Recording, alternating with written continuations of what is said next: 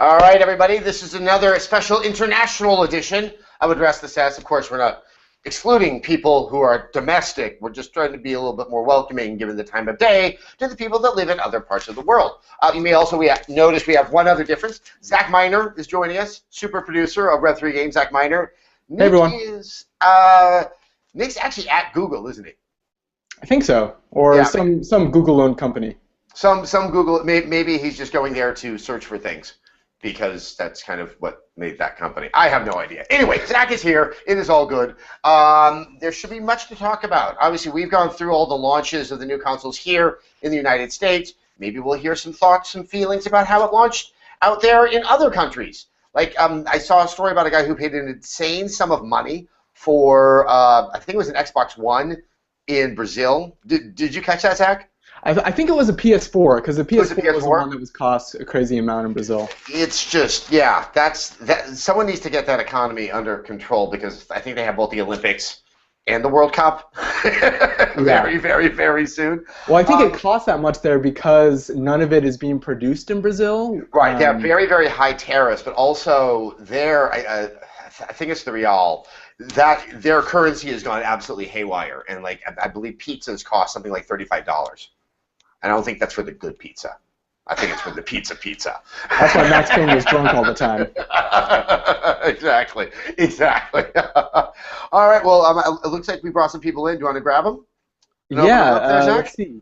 Let's put David on just a second here. All right, David, you are on.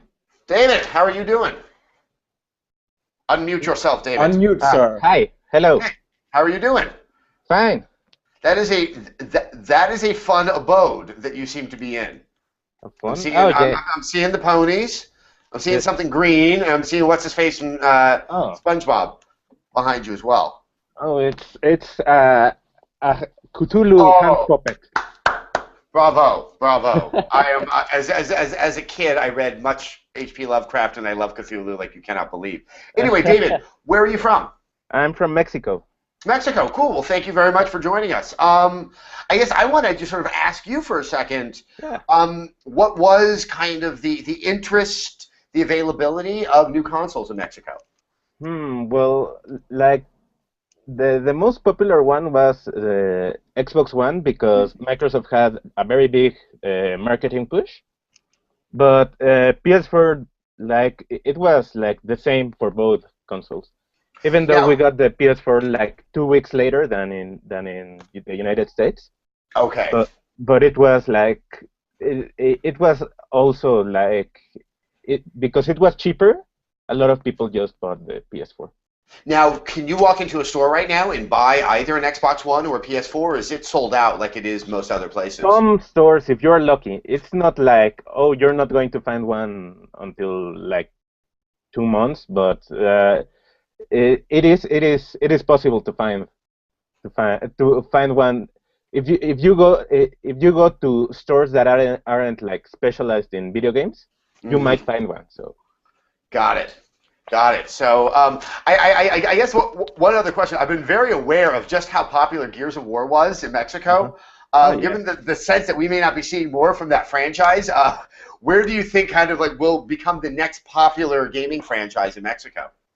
Well, the most popular gaming franchise, I think, is FIFA. Well, okay, FIFA is just kind of a given if it is in the United States of America. So other than FIFA, other than FIFA, I don't know. Like the common multiplayer games like Call of Duty and Battlefield are very popular here. But I don't know. Like a lot of these free-to-play MOBA games are very, very, very popular here. So I'm curious. How is the internet, especially outside of the major cities like Mexico City, like Tijuana? I mean, is it consistent enough throughout the country that you can have the popularity of multiplayer games? No. Well, aside from like several major urban centers, like it doesn't. It's not like that great of service. So you're saying like the infrastructure really doesn't cover the entire country, just the very big population centers. Yeah, well, there's infrastructure, but not very good infrastructure. So. Mm-hmm. So anyway, I've been asking you a bunch of questions. I'm not being impolite. David, did you have a question? I've been I've been meaning to ask like Japanese development, like they're like seem to be like way behind the curve from everybody else. Like the PS4 like next gen lineup from Japan was like non-existent. Like it seems like are they willing to aren't they willing to try to be to adapt and be and try to learn from other developers, or are they just too stubborn to work on their own ways? It's interesting. I think it's a mixture because we're hearing this complaint coming from some Japanese developers. Hideo Kojima, and Zach, correct me if I'm wrong, I think also Keiji Inafune has made similar comments. And I think it's a mixture of two different problems because the Japanese game market has changed dramatically, and the traditional game market, the console game market, has shrank considerably.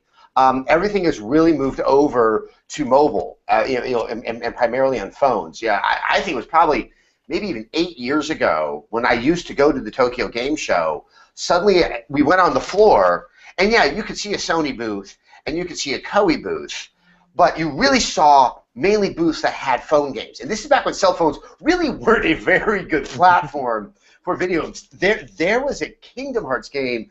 You'd be playing it on a screen that was like that. But there was a lot of interest. There seemed to be a really, really big market. So you're seeing a lot of the financing move in a different direction. And additionally, I think there is a cultural issue where it has been going on for so long. There was so much success doing it a particular way with a lot of Japanese developers that it is challenging to try to sort of turn that thing around.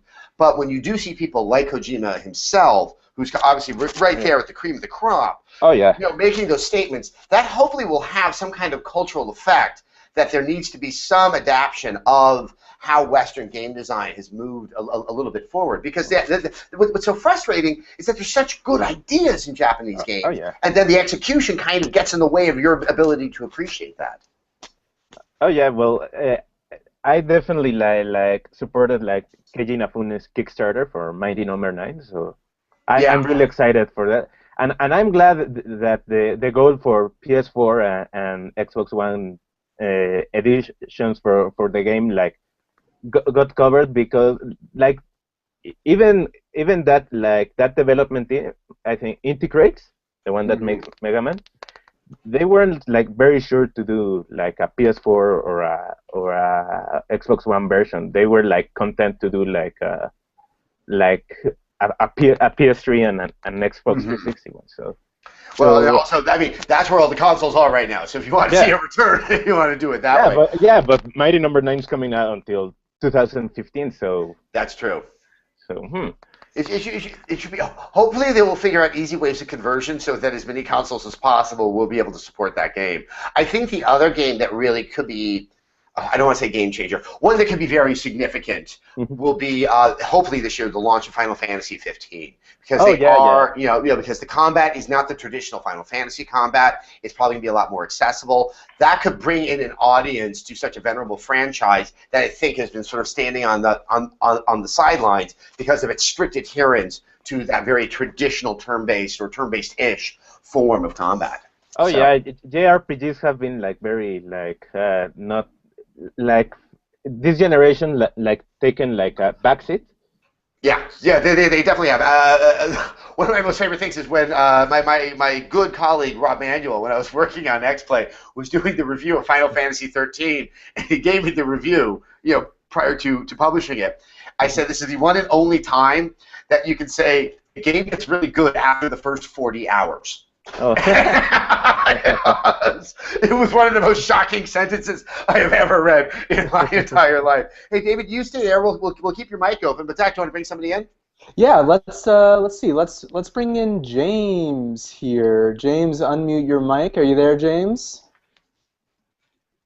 James, Unmute yourself there. up at the top. There You we see go. the Got it. there we go. There We we go. good? All right, Yes. cool. So All right, so James, my question is for Battlefield 4. There's been a lot of problems with it at launch. I mean, it feels yeah. like I feel like it should have been delayed. It's one of those. The problems are definitely on the server side. As someone who played the game, obviously on beta servers, it performed fine. I quite enjoyed it. So the only thing that I can say that has transitioned is obviously now you're on the public servers and everyone is trying to play it. It's one of those things where there has to be better research and understanding of what happens at launch because it's hard to say that these are surprises anymore.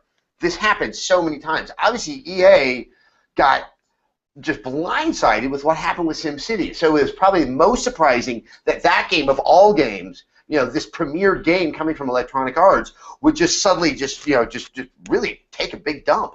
Yeah. Have you been trying to get on? I've just given up in the past I've been 2 playing weeks. pretty much constantly since launch. I mean, if you stick to the smaller game modes, it's a lot of fun still. Like, Obliteration has been starting to work really well recently, which That's is a lot good. of fun. Obliteration on. I'm trying to remember what the map is. That's the prison. Operation Locker. Yes, I love that one. I just absolutely love that map. I called that map. That is probably the best Call of Duty map I've ever played. But the thing is, like, I'm on PS4, and I'm loving it, by the way, but the China Rising update was supposed to come out yesterday, and it did finally come out, but it came out at like 10:30 at night. Well, I mean, look, caution coming from Electronic Arts with regard to Battlefield is about as it's not terribly surprising. Now, were you able to play it? Have you tried to play it? Yeah, I was playing a little bit this morning, but I just stopped. Now, have you seen any improvements to the performance of the game with the China No. Rising pack? The actual patch didn't get released with the map pack. They delayed the actual patch, so we didn't get any updates or anything. We just got new bugs. Well, that's good. At least there's something new to talk about with your friends. I guess the one thing I'm interested in is that you still want to keep on trying to play it. That this hasn't pushed you so far away. You're like, I give up. I'm going to go play. Because I'm still having fun. Like, I'm not able to play Conquest or anything, but the fun is still there. It's just on a different game mode. All right. Well, see, that's that, I don't know. I find that kind of inspiring that you're willing to endure, because obviously I look at my Twitter feed, I look at comments, and all it is just kind of this guttural roar of frustration, fury, and anger. So it's nice to see you, James, actually trying to make a go of it. So. Yeah. I mean, I only have 2 games on the PS4. It's Rivals and Battlefield, and Rivals is performing. Yeah, it's good, but I just suck at it. Well, no, what I'm saying is that somehow the online performance of Rivals, yet another EA game, is functioning, and Battlefield is just, Battlefield probably is the more popular game, and so the servers are getting hit a lot more, but nonetheless, it just, the whole thing is quite kind of boggling on to me. Rivals, the server sizes are only 6 players. Battlefield is 64. Yeah, but that was their selling point. They've done it on PC. It's OEA. One of these days, I'm really looking forward to 2014, where I might be able to, engage in some conversation that is positive about Electronic Arts. I mean, it just, yay, wouldn't that be nice? Huh. Yeah. Zach, do you think that's even possible? Nope. Nope. You heard it here. We probably will not be able to say things that are positive about Electronic Arts in 2014. Zach, is there anything happening there in chat? I assume Battlefield 4 is probably something everyone has a strong opinion about. Oh, yeah. Also, just as kind of a follow-up to the conversation with David, I don't know if you guys saw, but last week, Lightning Returns Final Fantasy 13 debuted in Japan to the lowest Final Fantasy sales ever. It debuted with just under 300,000 copies sold. Now, I believe it was also still, even despite that, the top-selling game in Japan. Yes. Oh, is that right? It was. Yeah, I mean, so right there, David, that's the illustration. You can be the top-selling game and move those few copies. Square needs to kind of get off this Final Fantasy 13 jag. I really liked Final Fantasy 13 and 13 too, and I'm really excited for Lightning Returns. So.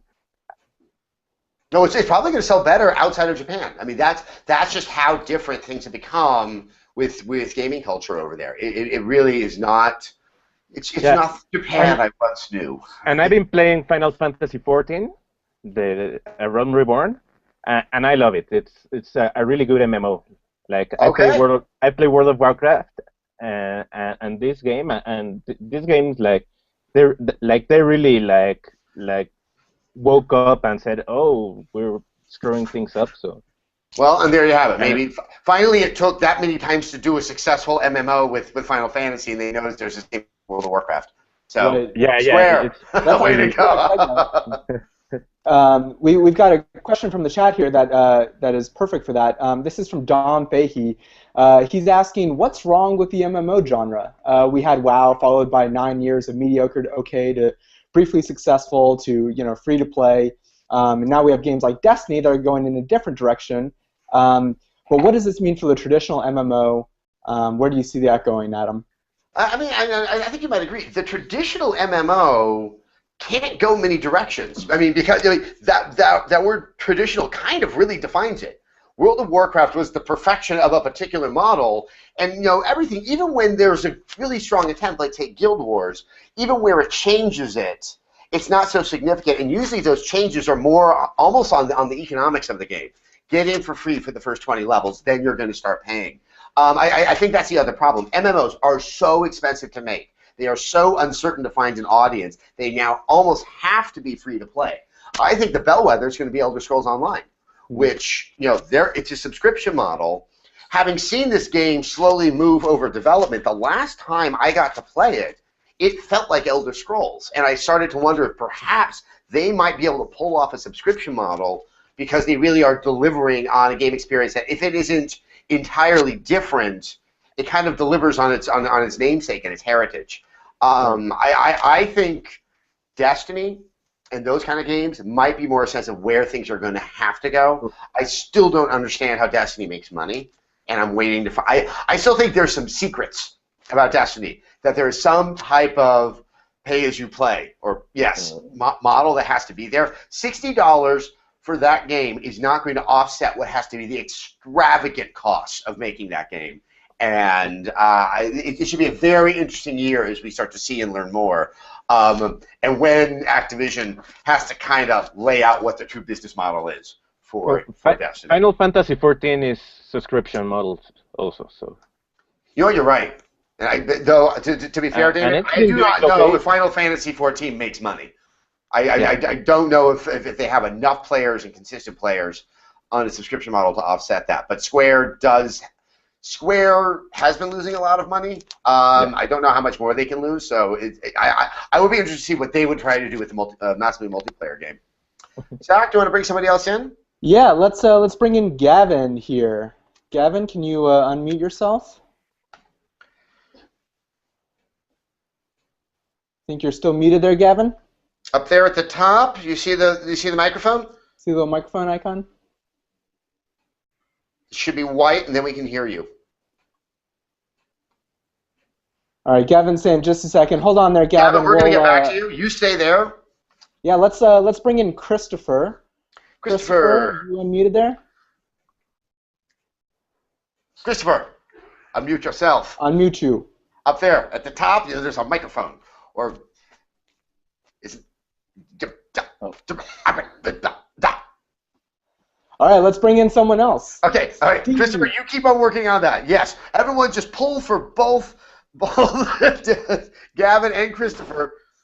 All right. All right, Steve, can you unmute yourself at the top there? Yes, so I'm muted. Steve, we can hear you. Hey. Awesome. What's up? Not much. Where are you contacting us from? I am from London, England right now. Doing an internship for radio. So at least we got an American abroad. Yes, it's as close as we can come, hopefully. Where are you living in London? This place in Muswell Hill. It's a bit north. I spent a year and a half of my youth living in London as well. I really, really, really like that city, other than the fact it is the most expensive place I have ever been to. Yeah, it really, really is. Yeah. I'm gravely aware of that now, like 5 months in. Yeah, start enjoying all those kebabs, because that was like the only thing I could afford to eat at any given time. And sausage rolls. Those are great. And sausage rolls. Well, yeah. okay, since I have you here, I'm very interested. An American's perspective of gaming in England. You say it's kind of outside of the FIFA thing. Do you see similarities in gaming culture? Do you see similarities in gaming interest? Other than the fact that this pretty much is FIFA land, it's kind of hard to find differences. Like, I'm seeing a lot of, like, basically it's nothing that we would call mainstream in America. I'm seeing a lot of Call of Duties, pretty much anything that wouldn't be geared towards the hardcore, because it's basically FIFA dominates the market here. Now, honestly, as popular as FIFA is there, have you been to Italy and looked what gaming culture is like there? No. It's a little terrifying, the role of FIFA in that country. So, I mean, was there a lot of excitement and enthusiasm around the console launches? It was. Like, I've been, for my internship, I've been interviewing, like, lots of young kids for, like, the website that we're doing, and it's basically all the kids want are the new PS4 and FIFA and Call of Duty, or like something similar to that. And I'm like, I tried to talk to kids about some sort of, like, you know, like a bit more out there games like Journey or something like that, and they wouldn't even know what I was talking about. That's good. That's very heartwarming. It's not.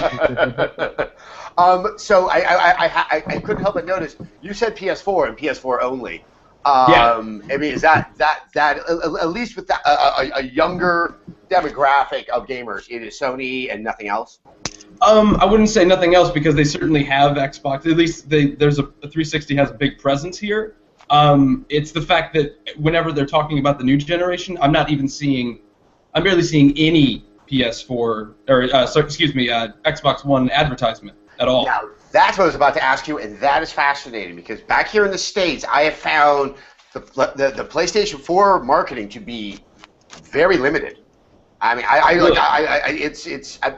think I'll see ads during football, but in San Francisco is not the biggest market, but there hasn't been a sense of billboard or any of that type of advertising. And it sounds like there was quite heavy Sony advertising that was in London. It is, and I'm guessing it really speaks to the fact that, like, Sony just sold, like, 4 million in their premiere night here, like in London. Do you know? It's a lot. No, not 4 million. I'm sorry, total. I mean, total worldwide now. That's like 5% of the population of England. That's a little intense. But their totals were really, really high. No, they were very, very strong when, once again, set against the population of England. It wasn't as big as the American numbers because it's a much bigger country. Yeah. That's really interesting. I mean, Zach, you and I have talked about this. I mean, how much Sony marketing have you seen in the U.S.? So I disagree with you a little bit. I feel like I've seen a lot more PS4 ads than I have Xbox One ads in general. Was it on television, or is this? Television spots. Certainly Microsoft has been hitting a lot of those kind of TV and NFL-driven ads during football. But certainly, I watch a lot of basketball, and I feel like I see a lot more of those greatness awaits commercials than I do Xbox commercials. That's interesting. I have not been good about watching basketball this year, so this could also be a result of my strange consumption of media rather than that. So forgive me, everyone. I just pulled the George Will and used anecdotal evidence to make a case. So I'm going to pull back from what I just said. Also, just to add here, Sony sent out a press release, I believe yesterday, saying that they had sold 2.1 million units worldwide of the PS4. Of the PS4, okay. Yeah, that would be astonishing and wonderful if that could be pulled off. So, Steve, did you? I've been once again grilling you about sort of an American's eye of gaming in England. Did you have a question? Well, I guess my main question was from some of the Black Friday deals that we got in the States. I being pretty poor and couldn't afford any of the next-gen consoles, like, compulsively bought a Vita. And I was waiting to get my own. And I was wondering what your thought is on, like, sort of, not so much the clash between handhelds, but, like, the, sort of the perpetual nature of the Vita with the PS4 going forward. And what are your hopes to see? Like, is my purchase justified? Do you think that I made a good move at least waiting for PS4? I think the Vita is a wonderful system. And please go play Tearaway. That game is just wonderful. I've been meaning to. That's the first app that I've been wanting to get. It is just. I love Media Molecule, and I think they knocked this one out of the park. Having said that, I don't know.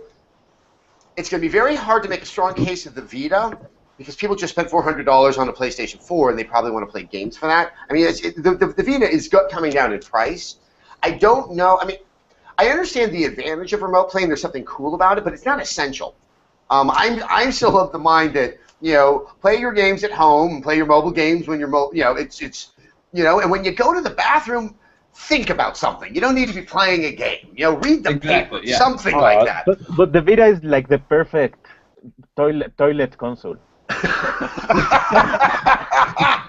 That makes me feel really good about buying a Vita. Yeah, it's like you can be there like half an hour playing and doing your business like when I finished 10 minutes ago. Yeah. David, the are recipe, you in Steve, school, is David? do not buy a second-hand Vita. Yes, no, brand new. David, are you in school? I just finished my master's and I'm trying to get into PhD. What are you studying? Computer science. Well, good, but I think you might also have an acumen for marketing. So just bear that in mind. Vita is the perfect toilet console. I'm getting there's just something imagery. there. There's a campaign. Yeah. But Steve, back to your point, I actually had speculated at one point if the Vita might become a controller for the PlayStation 4. Kind of, they're going to need to probably come up with something more like that. Because obviously, second screen experience can be handled already by an iPad or an iPhone. So something that so integrates with the experience, and they have a game that really demonstrates that'll really push it forward. I think the Vita, from just a business standpoint, is going to be challenged because of the new consoles. That they can still sell games to the people who own a Vita, but I think it's going to be very tough to try to sell a Vita when they're also trying to sell this messaging about the PlayStation 4. Sony's done a fairly good job this year, but let's just say clean messaging is not their strong suit, and they probably know that they need to stay focused on one thing at a time before they just get really kind of jumbled. And it's really unfortunate because a game like Tearaway just got buried under everything about the about the brand new consoles. Yes. Play Tearaway, everybody. Just play Tearaway. Is there anything else there in the chat? Or is there anyone in there who's playing Tearaway? Yeah, no, not seeing a whole lot of Tearaway comments, unfortunately. It's so endearing. I know. Hopefully, maybe people will get some for the holidays. But we've got a good question here from Dennis B. I've noticed many more games being released in beta or early access. Every day on Steam, some new game comes out in unfinished state. Do you see this as a good or bad thing for the industry? I almost want to also know what you think, Zach. I think sometimes it can be good, but there is the risk that those people who get in with the beta might be the extent of your audience, and that how are you going to be able to grow it at the other end of it? But I see also the value that you want to kind of engage the audience. And this is neat when it's happening with smaller indie games and ones that might be experimental. And then say like Peter Molyneux in a game like Goddess, you kind of got to do that to see if it works. There's only so much that a kind of a closed beta really can do for you. The one I'm interested in is Destiny. I don't know if that's the best idea. Once again, they need to test it, but I also believe Activision has resources to actually do very strong closed beta tests, because when you do a beta, and I am air quoting that, for a game like that, it's a demo. And it's just, hopefully it will be in the very state that they intend to present this game, because that will really be the face of the game all the way through and perhaps even past the launch if people have free and easy access to playing it. I think it's I'm trying to think of the last. I mean, even when we would get that for Halo, they never presented themselves all that well. Of course, everyone bought Crackdown to get the Halo 3 beta, but or was it the Halo? Yeah, it was Halo 3. Yeah. What do you think, Zach? I think you're describing kind of on the console side of things. Beta for years now has meant a demo or just a way to, maybe for them to test servers a little bit. But on Steam, I think that you're seeing a lot of really interesting stuff. Like Vlambeer's new game, Nuclear Throne, was released in early access back in September. And it was actually released at a higher price than what they're going to be selling it for once the game is done. And the idea is kind of... Yeah, and so their justification for that was that, you are paying a premium price to be a part of the development process and to kind of go along with them on this journey as they take this game that is, you know, fully functional and a lot of fun, and they flesh it out into a full product. So I think there's some fascinating stuff going on there. And another one is Clay, who released their game Don't Starve. Yes. Gosh, Yes. maybe like a year and a half ago, and you know, I think that it's finally coming out on PS4. It's been out on Steam, but that has changed significantly based on fan feedback. So I don't know. I think it's really early to tell, and there's certainly terrible examples of people who release just like unfinished garbage on Steam. That, you know, you can classify it as beta or, you know, early access or something. It's better than Kickstarter because there has to be something of a product there for you to then throw money at and help with the development of, rather than promises and pictures of dragons, right? Which is, you know, what we're getting a lot of on Kickstarter. And I think the other upshot is, I think there's something very, very useful about getting people a better understanding of what the development process is. You can still gripe, bitch, and moan when a game comes out and it doesn't work, but I think it's it helps to have some insight into how these problems actually can occur. It's such a challenging creative process that's unlike any form of linear media. Yeah, and I think your point about the marketing is really interesting. I think it remains to be seen whether it's better to kind of slowly build up a group of players who can potentially evangelize your product, but is that worth the risk of, you know, showing a game that might not be all the way there and turning people off, never to come back? Also, I think there's data that has never there's data out there that demonstrates that there really is no strong correlation between availability of a demo and sales. Unless it's I think if there's a big chunk of game and you really get somebody into it, then you can see a pretty good conversion rate. But a lot of the stuff that's happening in the kind of the middle era of the Xbox 360 was not working in the favor of a lot of publishers. In fact, I think I started to go under the impression that if it has a demo, it must be bad. All right, let's bring somebody else in, Zach. Yeah, should we try Gavin again? Yeah, Gavin. Gavin, you ready? You guys working now? There we go. There we go. Cool. Gavin, where are you hailing from? I am from Tampa, Florida, so I'm not one of your international people that you're looking for. Well, it looks like we pretty much have David and Steve. Of course, David's still in North America, hence within this time zone. Steve is an American who's in a different time zone. So we are definitely squeezing this one. Anyway, so how is Tampa? How is gaming in Tampa these days? How is gaming in Tampa? You know, it's how it is every other area in the U.S. Nothing really going on here. It's really hot outside for it being winter. That's about it. Like how hot? I think today the high was like 87 or something. Wow. Okay, it's been really warm here in San Francisco, except today it just got stupid cold. Like, I need to move back to LA cold. So what's on your mind? Did you get yourself a new console? No, I didn't. I actually went the route that I'm seeing a lot of people go recently, which is going to PC instead of getting a new console. So did you upgrade your PC, or did you just start to get more games for your PC? Yeah, I've been a Microsoft gamer since original Xbox. I had Xbox Live back in the Halo 2 days, and I just finally decided to take the jump to PC. Well, I mean, at least for the next year, I don't see how doing that could be a bad idea. I mean, even a game like Titanfall is coming to the PC.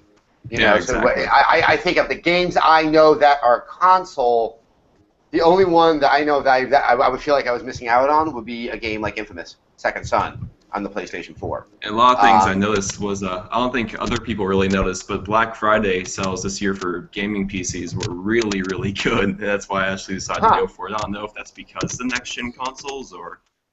But I don't have any kind of hatred to like Microsoft or anything. So, and you're not, it sounds like you're slow to adopt the attitude of the PC Master Race people either. You seem to be a very genuine, kind guy.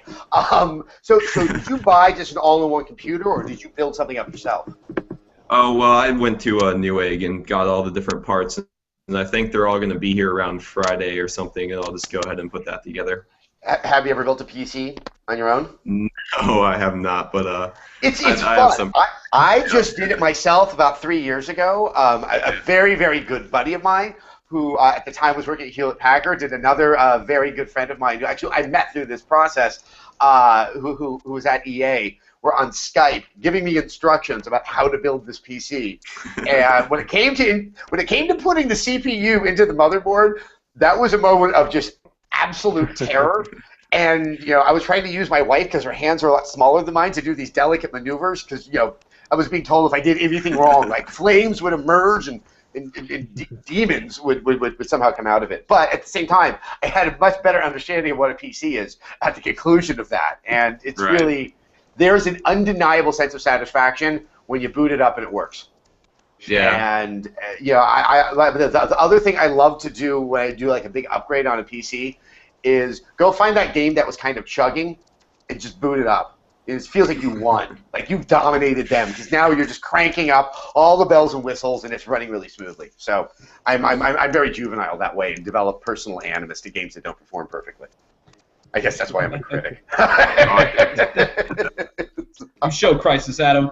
Yeah, actually, that was one of the keywords was Crisis, and the other one was Witcher 2. Except still, I thought I finally could select the Uber sampling on Witcher 2. Could not do it. Actually, no, I got it up to like probably 20 frames a second, so it was playable, but it looked incredible. But it just would not. It just said no. I give up. So, well, Gavin, I do wish you the best of luck. Keep your mic open. Jump in the fray. Do you want to see if we can get Christopher? Yes, Christopher. Christopher, you ready? Ready to unmute? Unmute yourself. Uh-oh. There you go. We gotcha. I think. No, we didn't. Yes, we're hearing you, Christopher. Check the headset's mute. Might be a little switch on the headset. You there? Headset. Say some words. Pull for Christopher. No, we're not hearing you. Oh. Oh, Christopher, we're gonna. All right. Sign language. We'll Find your new headphones. Find your iPad headphones. It's Adam, we've got a couple good questions in the chat here. Maybe old Christopher tries to sort that out. Good question from Michael Kirshner. Last generation's theme was the standardization of HD and online multiplayer. What do you think will be the theme of this generation when we look back on it? It's from at the beginning of this generation. It's probably gonna be something involving the cloud. Although, with maybe the exception of what was happening with the AI in Forza, I'm not seeing a very good demonstration of that. Perhaps it'll be storage of games. Something will probably move in that direction. If this questionable promise that suddenly all this processing can be done in the cloud, and we're going to start to look at our consoles more as just kind of a doorway to get to play the game, that might be what the discussion is. I think the other, it might be indie games, or at least highly experimental games, since there seems to be honest efforts on the part of both Microsoft and Sony to try to nurture a little bit more of a sense of variety. While we went HD and games became so expensive last generation, a lot of games became very same-like, and hopefully we might see something that is more than just sort of the same old, same old. What do you think, Zach? I don't know. I think based on the launch, which is always a terrible way to judge these things by, maybe second screen. It seems like almost every big AAA game has some sort of second screen support. Yes, I've yet to find the second screen support. I'm like, that's great. I mean, it's always predicated on very strange assumptions of human behavior. Who is at the airport? It feels like doing commander mode in Battlefield 4. And if you're at home, wouldn't you rather be actually playing Battlefield 4 the way it's enjoyable, which is like shooting people? It seems so. And then also I was complaining to Zach yesterday that I downloaded the PS4 or the PlayStation app on my iPad, and apparently it only really is designed for the phone, and it's ugly. It's just everyone seems to be really confused. It's kind of like a high school dance right now with second screen. Everyone just has their back up against the wall waiting for someone else to do something. And but once again, I think there's a lot of potential there. Just someone needs to design the game with that in mind from the get-go. You can kind of feel that someone made a phone call to the dev team and said, hey, we want a second screen on that. Yeah, perhaps a dark answer to that question is a segue into this question from Jen P., who says, this is Jen from Canada, I'm wondering what you think of microtransactions. I'm worried about the cost, but on the other side, my parents complain about how often they get stuck in games. Maybe this is a way to get through difficult spots. I'm so scared of the second half of that. Because if we start to create challenge in the game that is designed to encourage the microtransaction, we are going to completely screw up game design. That is, as I said before, I didn't have a huge problem with Forza because it's just a very different type of game. And hey, if you really want to just drive one of the very high-end ones and you don't want to bother with kind of working your way up and earning the money, go right ahead. But when you start to see it in Rise, Rise is a very strange example of this because you don't need it. I mean, really, the game is conceptually so rudimentary that it's like hit button when it tells you to hit the button, you know, or when you think you're supposed to hit the button. That why you would actually accelerate the entire core of the game, which is the gameplay, is kind of bizarre to me. I think there's enough of a concern about it that it's going to check Microsoft. I think that these elements of both Forza and Rise were there for a while, and that was going to be too hard for them to back out of. We now know that Microsoft is running sensitive. They're very aware of what people are saying. They actually changed their policies. I think that they might go a little bit back to the drawing board on how they want to integrate microtransactions in games. Microtransactions make the most sense in online, especially if it's superficial. It's going to stay. It's going to be essential. They have to find new ways to make money on these games. But to do it at the expense of good game design is something that is a possibility and is quite concerning to me. Yeah. Well, the problem with Forza 5 was that like the really good cars took like more than 100 hours of gameplay in order to unlock. Which car is that? I mean, I know the Aston Martin was ridiculous, and then some of the Formula One cars. Yeah, so some of those expensive. Like if you wanted to play get it for free, you'd like to play for like a year. Well, I guess the thing is, I know people are saying that, but you can earn money so fast. And in addition, that drivatar, when you're not playing the game, is earning a fair amount of money. That I don't think the system is that challenging.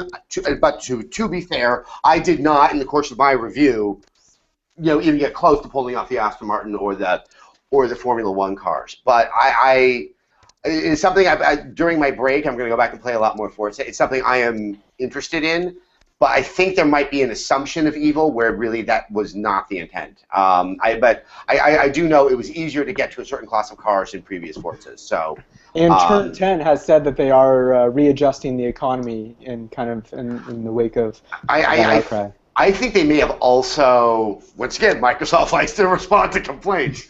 I think they may have put a little bit too much faith on the drivatars bringing in cash, because one of the issues is your drivatar isn't always driving. It has to kind of meet the criteria of the races people want to race, and it did sound like that you were going to do better if you were, say, like right there in the middle, rather than an incredibly bad driver or an incredibly good driver. So it's an interesting system. I'm glad that they're addressing it, because I think right now to look like you are trying to get more cash out of the $60 purchase, which also came with a $500 purchase, is a little craven and really, really crass. Yeah, so. One more quick question as we talk about dark themes before we bring someone else in. This is from Chris Nixon. He asks, how do you think game companies can justify the price differences in digital content in other countries? And I think also, if you're offering a game digitally day one, how are you justifying the price being the same as if you're walking into a retail store and buying that? I don't think you can. It's really... I live here, you can't. That brings up a question I had never considered. And, hey David, are there tariffs on American imports going into Mexico? Yes. There are? Some things are. Yeah, I mean, obviously it can be by a certain type of product, but also kind of going back to what we were talking about with how much like a console is in Brazil. If you're buying digitally, does that get the same tax markup because it's not physically being imported? There is no tax for digital things right now. Yeah, it's in Mexico, and I abuse that because I buy a lot of games digitally because they are cheaper buying in the store, like on PSN. They are cheaper, but the dollar conversion like makes it cheaper if you go to a store and buy them. Like if you go to a store, they're like at least $10 more expensive. Okay, but that's more of a currency exchange, not sort of a deliberate decision on the part of the. Yeah, but when they bring the physical copy, it comes with a certain tax, a new tax, and on the digital end, you don't pay for that tax, so it's cheaper to buy digital. At least here. Although even that may be. That's probably going to be changing in the United States as well. I know that California and New York have finally, beaten Amazon down. You have to pay taxes on your deliveries. What I think is going to happen with the cost is, and it makes the most sense from a business standpoint, they're going to increase the cost of the games in the store, and it'll be $60 for the game to be bought digitally. I do not see them actually dropping the price below $60. Once again, they're going to need to make money on this, and they've got to find where that profit's going to be. I'm not saying it's a good thing. I just think it's inevitability. But at the same time, I'm really a big fan of buying things digitally if they can figure out better storage and faster download speeds. If you can store all your stuff in the cloud, it sounds better. It's more environmentally thoughtful. As I did in one of my more famous Sess or somethings earlier this year, I'm just not a fan of the fetishization of possessing things. I've been working this year to try to distance myself from that and trying to wear shoes until they're absolutely worthless. And I haven't succeeded on the shoes, actually, whatsoever. But what if it can be shipped by drones? Okay. Let's talk about this shipped by drones thing. Does the media not understand what they just did? For 48 hours, they gave Amazon the best advertising ever. It's such bullshit. Delivery by up to your, my God, how does anybody take that seriously for a second?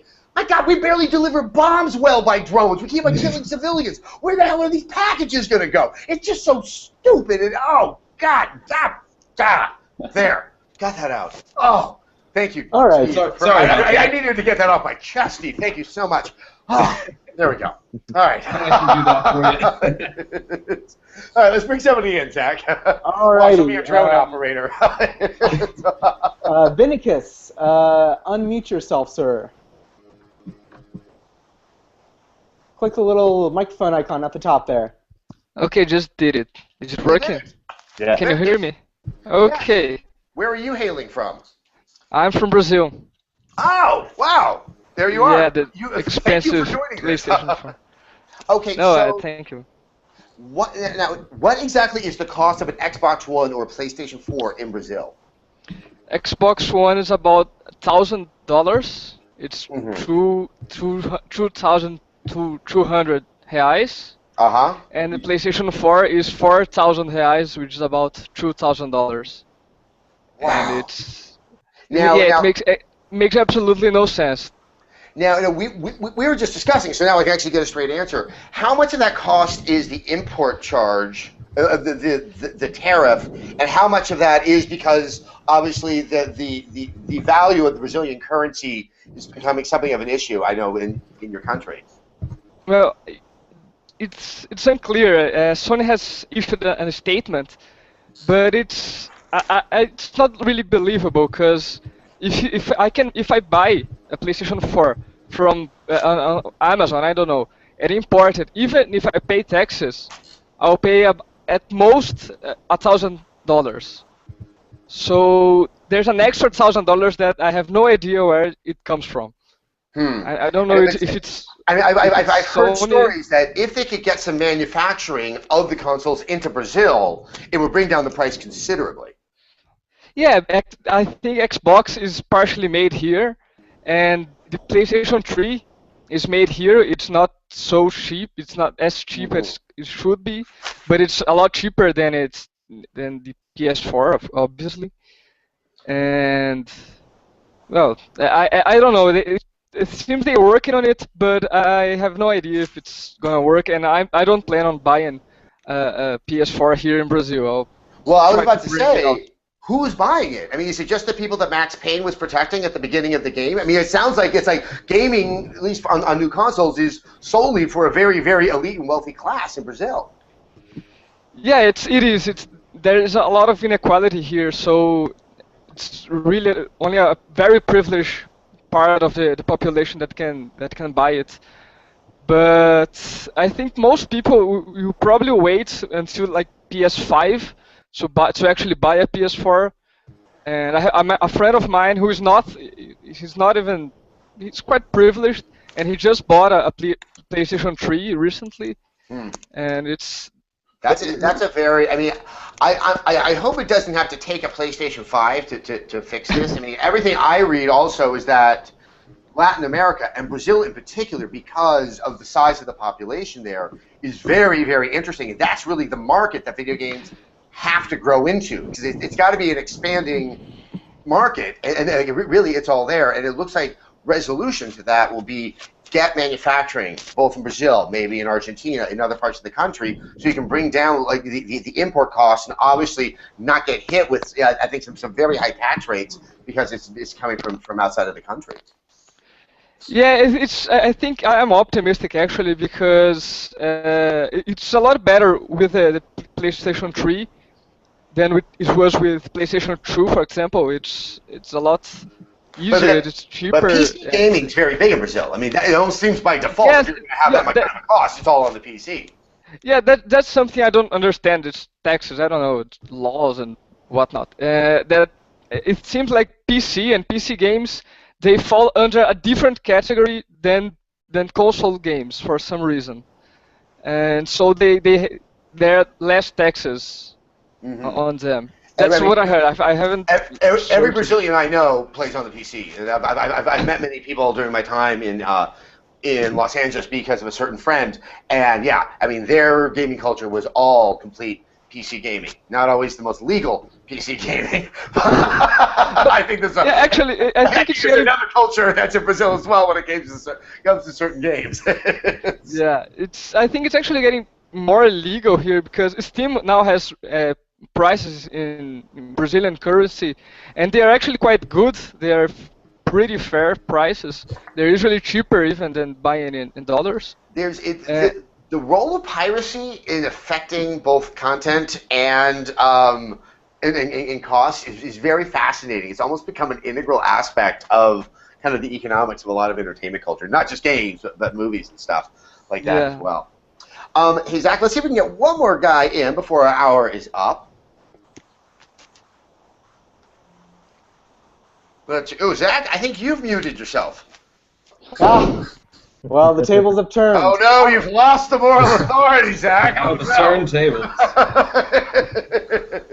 Alex, are you there? Yeah, Alex. Can you hear me? Yes, got it. Alex, where are you from? I'm in Manchester, in the UK at the moment. Yay! So we have an American in the UK and a UK in the UK. The UK in the UK, yes. I'll leave soon, I promise. Don't worry. So how were the console launches in Manchester? I mean, the PlayStation 4 just came out. Well, I mean, it's strange because you were talking about advertising earlier. I've seen absolutely no PS4 advertising in Manchester anyway, and I've not heard about it anywhere else. And Manchester, if I'm right, that's the third most populous city. It's London, Birmingham, Manchester. It's somewhere around there. Yeah, Okay. it's certainly the biggest urban area outside of Greater London. But I have seen a gigantic Xbox One advertisement like all over, because at the moment we've got the Christmas markets, which a lot of people come to Manchester for, and Microsoft have obviously seen that and they've taken that for marketing, and there's been absolutely no PS4 marketing, but I don't know of anyone who's buying an Xbox One at all. It doesn't seem very popular, not as popular as the PS4 anyway. Do you think it's even less popular than the Xbox 360 was? No, I think the Xbox 360 is huge in this country. Okay. I think So probably, it sounds like there's a huge shift in yes, Okay. definitely. And I think the main thing that comes down to is the price, because obviously the Xbox One is £429, Okay. and the PS4 is £350. And for a lot of parents, especially around Christmas time, this country obviously economically is not functioning too well. So the PS4 is automatically the more attractive option out of the two. And Well, I think also, people just think that they get more. in American currency, that's closer to $600 to $700. Yes, yes, I did, I mean, yeah. so Yeah. either one you're getting is considerably more expensive. Oh yes, yes, definitely. Yeah, and so I know of a fair few people who are getting the PS4 for Christmas. I am too, but it's funny because my little brother is getting a gaming PC for Christmas, so there's some disparity in the family. It's very interesting. I mean, that despite the cost for either one, but I think it really, those sales figures of the PlayStation 4 become all the more impressive when you really understand how much more this console seems to be anywhere but the United States of America. Yeah. I mean, that's a pretty hefty level of enthusiasm. Other than cost, I mean, are you seeing any type of brand loyalty? As you probably know, Alex, the world, the internet world that I get to communicate with acts like everyone's like somehow, I don't know, somehow in lockstep in getting money from a various corporation. Their enthusiasm for especially Sony. I mean, are you seeing like that kind of excitement, or is it more a pragmatic, I'm really going to enjoy my PlayStation 4, also it's $100 cheaper? I think obviously the Xbox 360 dominated this generation, especially in the UK, and all of my friends have 360s, but all of my friends that are buying next generation consoles are buying the PS4, and I think there's that, it's a seismic shift, especially in this country, considering how big FIFA is. I don't personally play FIFA, but it seems like it's huge. All of my friends play it. So I don't think brand loyalty is as much of a thing as I think the internet has made it out to be, because obviously ever since the reveal of both consoles, it does seem like everyone has their loyal console and they will take down anyone in flames who tries to disagree with them. And I think it's more, I definitely think it's more of a pragmatic, it's a lot cheaper. When it comes to parents, they're looking to buy something cheaper for, their kids. I would say the FIFA effect is, if my friend has FIFA, I want to play with my friend, I better get the same console as him. Yeah, definitely. So all it took was it being cheaper, enough people, FIFA, kind of, it just kind of blossomed. Definitely, yeah. Well, that's that's very interesting and very insightful. See, internet, pragmatism. That's a wonderful way to make decisions.